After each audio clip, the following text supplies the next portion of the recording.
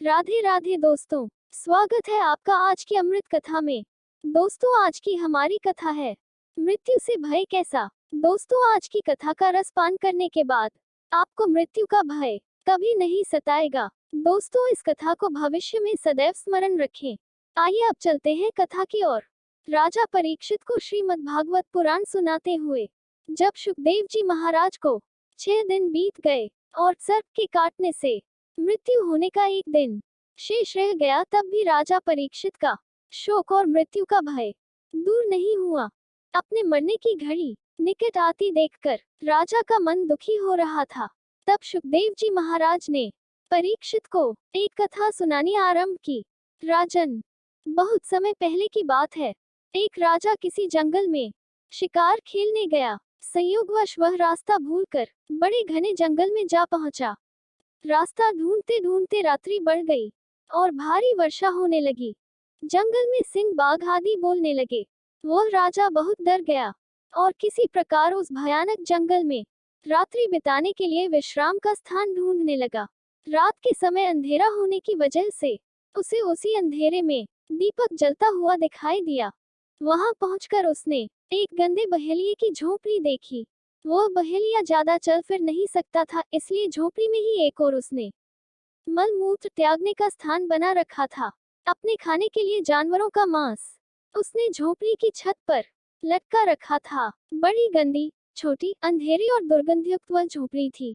उस झोपड़ी को देखकर पहले तो राजा ठिठका, लेकिन पीछे उसने सिर छिपाने का कोई और आश्रय न देखकर उस बहेलिए से अपनी झोपड़ी में रात भर ठहर जाने देने के लिए प्रार्थना की। बहेलिए ने कहा कि आश्रय के लोभी राहगीर कभी कभी यहाँ आ भटकते हैं। मैं उन्हें ठहरा तो लेता हूँ, लेकिन दूसरे दिन जाते समय वे बहुत झंझट करते हैं। इस झोपड़ी की गंध उन्हें ऐसी भा जाती है कि फिर वे उसे छोड़ना ही नहीं चाहते और इसी में ही रहने की कोशिश करते हैं एवं अपना कब्जा जमाते हैं। ऐसे झंझट में मैं कई बार पड़ चुका हूँ, इसलिए मैं अब किसी को भी यहाँ नहीं ठहरने देता। मैं आपको भी इसमें ठहरने नहीं दूंगा। राजा ने प्रतिज्ञा की कि वह सुबह होते ही इस झोपड़ी को अवश्य खाली कर देगा। उसका काम तो बहुत बड़ा है। यहाँ तो वह संयोगवश भटकते हुए आया है, सिर्फ एक रात्रि ही काटनी है।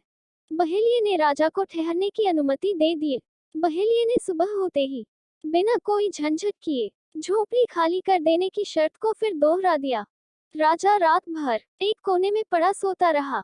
सोने पर झोपड़ी की दुर्गंध उसके मस्तिष्क में ऐसी बस गई कि सुबह उठा तो वही सब परमप्रिय लगने लगा। अपने जीवन के वास्तविक उद्देश्य को भूलकर वह वही निवास करने की बात सोचने लगा। वह बहेलिए से अपने और ठहरने की प्रार्थना करने लगा। इस पर बहेलिया भड़क गया और राजा को भला बुरा कहने लगा। राजा को अब वह जगह छोड़ना झंझट लगने लगा और दोनों के बीच उस स्थान को लेकर विवाद खड़ा हो गया। कथा सुनाकर सुखदेव जी महाराज ने परीक्षित से पूछा, परीक्षित, बताओ, क्या राजा का उस स्थान पर सदा रहने के लिए झंझट करना उचित था? परीक्षित ने उत्तर दिया, भगवन, वह राजा कौन था? उसका नाम तो बताइए। वो तो बड़ा भारी मूर्ख जान पड़ता है, जो ऐसी गंदी झोपड़ी में अपनी प्रतिज्ञा तोड़कर एवं अपना वास्तविक उद्देश्य भूलकर नियत अवधि से भी अधिक रहना चाहता है। उसकी मूर्खता पर तो मुझे आश्चर्य होता है। श्री सुखदेव जी महाराज ने कहा, हे राजा परीक्षित, वो बड़ा भारी मूर्ख तो स्वयं आप ही हैं। इस मलमूल की गठरी देह शरीर में जितने समय आपकी आत्मा को रहना आवश्यक था, वो अवधि तो कल समाप्त हो रही है। अब आपको उस लोक जाना है जहाँ से आप आए हैं, फिर भी आप झंझट फैला रहे हैं और मरना नहीं चाहते। क्या यह आपकी मूर्खता नहीं है?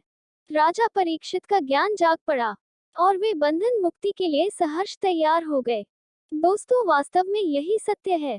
जब एक जीव अपनी माँ की कोख से जन्म लेता है तो अपनी माँ की कोख के अंदर भगवान से प्रार्थना करता है कि हे भगवान, मुझे यहाँ इस कोख से मुक्त कीजिए, मैं आपका भजन सुमिरन करूंगा। और जब वह जन्म लेकर इस संसार में आता है तो उस राजा की तरह हैरान होकर सोचने लगता है कि मैं ये कहाँ आ गया, और पैदा होते ही रोने लगता है। फिर उस गंध से भरी झोपड़ी की तरह उसे यहाँ की खुशबू ऐसी भा जाती है कि वह अपना वास्तविक उद्देश्य भूलकर यहाँ से जाना ही नहीं चाहता। इसीलिए दोस्तों, संसार में आने के अपने वास्तविक उद्देश्य को पहचानें और उसको प्राप्त करें। ऐसा कर लेने पर आपको मृत्यु का भय नहीं सताएगा। दोस्तों, ये कहानी यही पूरी होती है। बोलो भगवान श्री कृष्ण की जय। कृष्णा जी की कृपा आप सब पर बनी रहे। मिलते हैं और एक नई कथा के साथ। तब तक के लिए जय श्री कृष्णा, जय श्री राधे।